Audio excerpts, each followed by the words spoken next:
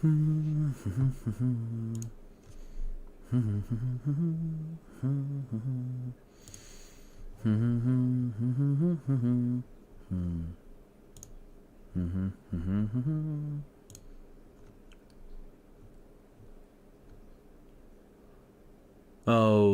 sod it. I'm doing a Kickstarter episode. Hello, hello, hello. Welcome to Sword and Board. I'm Carl, and this is Aeon's End, The New Age, another Kickstarter. Yes, they're doing more stuff. I have to talk about this one. Oh my word. A bundle of new awesome stuff is on its way in from the most recent Kickstarter here. They're adding in the New Age standalone set.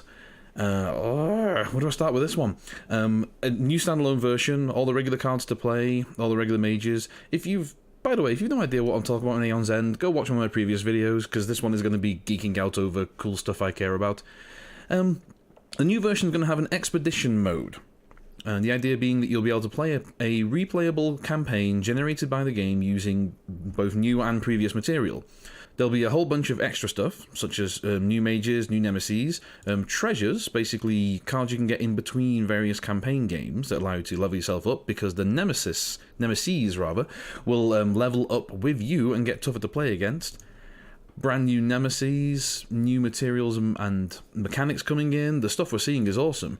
If we kick along here, one thing I do like about this new things here is some of these new mages look fantastic, really cleverly designed, really lots of awesome ways for players to interact with each other. Look at Claudia here, the mildly geeky looking prospector. Her main ability is she can pass money over to another ally and then gain a copy of a card that ally gains, or just give that ally a really big chunk of Ava. Along with that, she's got the Ava scope to either gain money for herself or have an ally turn a charge into 2 charges for Claudia, allowing her to help another ally out more effectively with her charge ability, and so on and so forth. She looks like a ton of fun. Gygar's nuts. If you read into the background information a little bit more here, he has a single ancient breach.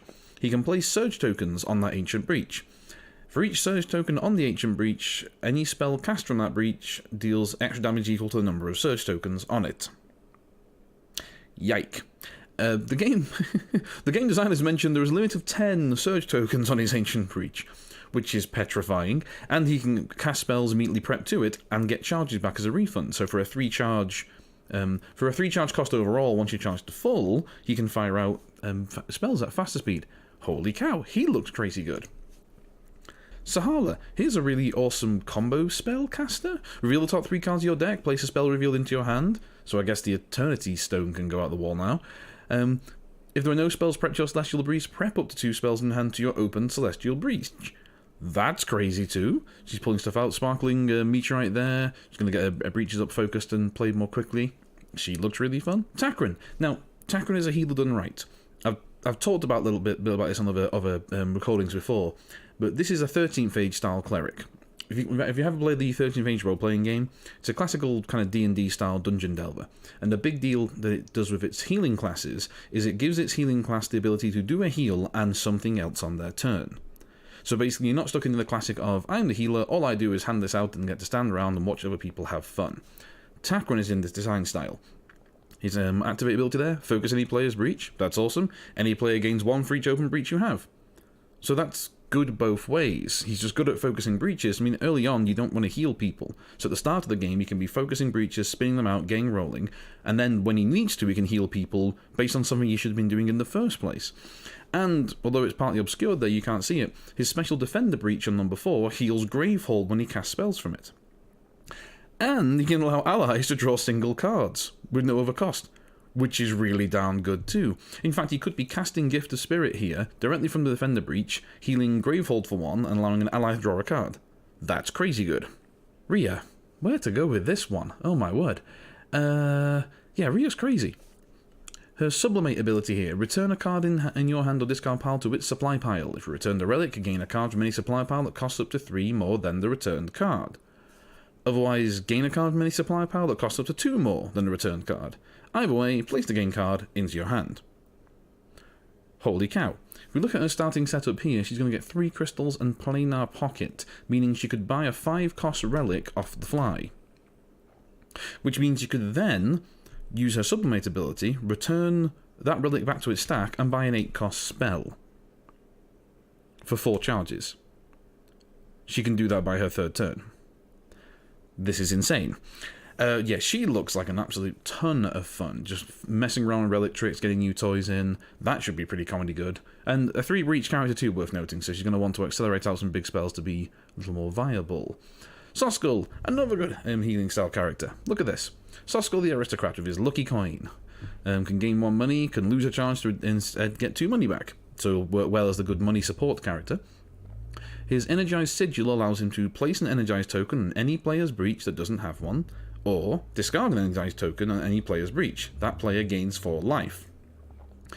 I'm not entirely sure what energized token does itself, but it means he's buffing people to do other stuff, and then if he needs to, he's healing them. We're back to the 13th Age Cleric again, a smart healer that can do other things other than healing when it's not necessary. Awesome stuff. Also, hell of a beefy looking guy for an aristocrat. And then we get to the ones that I might have a bit of trouble commenting on. Talix here. I'm getting a bit of Jared Leto's Joker, honestly, but we'll pass over that part. But no, he has some crazy toys. Solid breaches. His starting hand, 1 times Phanasium, a relic, and 4 sparks. And his starting deck is 4 sparks and 1 time Phanasium. Okay, that's definitely odd. His charge ability here, destroy 2 sparks in hand. If you do, shuffle your turn order card into the turn order deck, or heal Gravehold to 5. Okay, so he can turn those spare sparks he's got in his deck into another turn at some point. In fact, he can get 4 other turns in total. That's pretty cool. How's he planning to buy a spell, though? Or a charge? Or anything? His unique relic, Phanasium, of which he has 2. Gain 1. Discard up to 3 cards in hand. Gain 1 for each spell discarded this way. You may place this on top of your deck. Okay, so, first of all, you might not buy gems.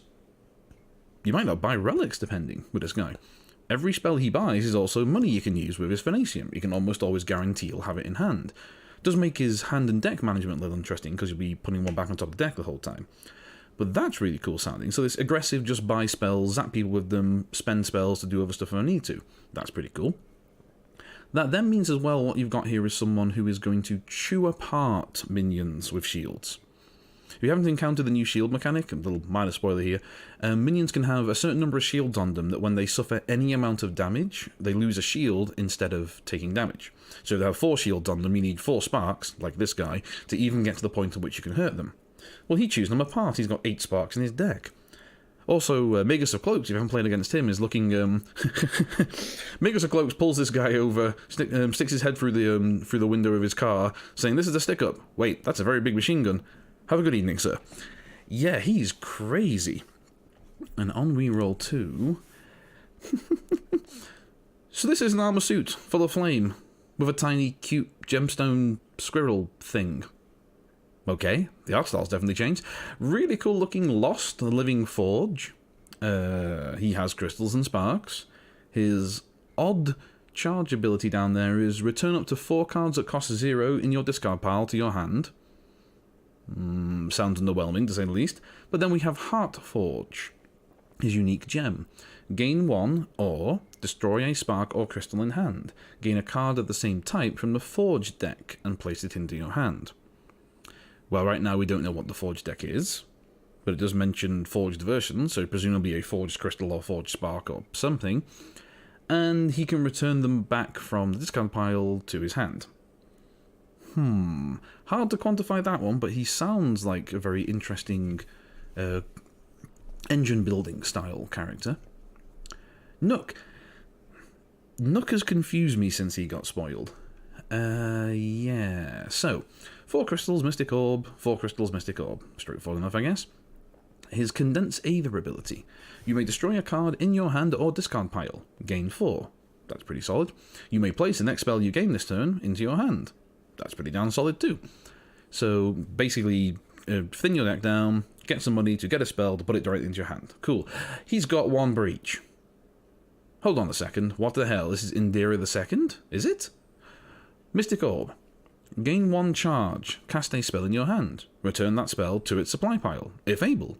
You may lose 1 charge to gain a spell from any supply pile that costs less than the cast spell. What a crazy toy. And you lose a charge, so you're not doing your main ability, but you can cast a spell from hand, which means he's got 2 of them that work like Indira's gems to allow him to cast spells out of hand, and it is fast. He doesn't have the charge ability to fire a whole bunch of spells from hand to get whole sorts of money. What an odd character. What an odd character, to say the least. We'll have to see about that one. He looks like a power tweaked version of Indira, which I've said about 3 times now, but crazy. We have a little bit of Nemesis spoilers here. Magoth, who appears to be something in the realm of a upgraded or latter day Carapace Queen. Yeah, that's a wonderful thing to call him. Not much else to say there, although he does have 2 different types of bad guys, which seem to have greater or lesser amounts of health. Yeah, Razra. They popped her up very recently on all this. So Razra there, with what they're referring to as a raptor, which looks a bit like a sort of dolphin dinosaur to me, in a vaguely biotechy form as well. Razra and Rip. Razra can train Rip. 4 charges to destroy a card with Rip in its name in your hand. Gain a card with Rip in its name from the personal upgrade deck that costs 3 either more than a destroyed card, and place that card into your hand.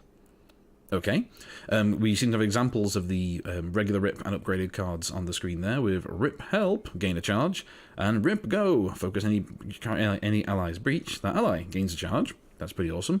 The other half of a charge ability is return to your hand all cards with Rip in their name you have played this turn or are in your discard pile. If these Rip cards have got any kind of power level at all, that's going to be quite horrifying. Quite horrifying to say the least. And yeah, there she is. She has a dinosaur. No one else has a dinosaur. That's kind of crazy. And we have some spoilers here on the Wailing, another new Nemesis coming up. Nemesis, listen to me. Seems to give out cards that you may or may not want. Work with me here, come on. One of the other Nemesis does, I can't think of his name. Some nasty looking minions there, some crazy stuff. Wow, I mean, yeah. And we've got new spells spoiled. We've got a bunch of different materials there. We know there are treasure cards coming up that'll give you persistent effects in between scenarios. I mean, this Kickstarter just looks like a cracker. It is making its way along quite nicely.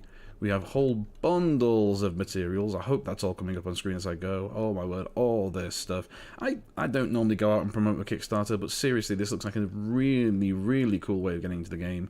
Looks like we're getting gallons of material. Holy cow, these stretch goals go on and on. Yeah, I'm looking forward to that, it's mad. I hope you've enjoyed listening to me rant for a little bit. That was Aeon's End, the New Age. It's still on Kickstarter. Go get it.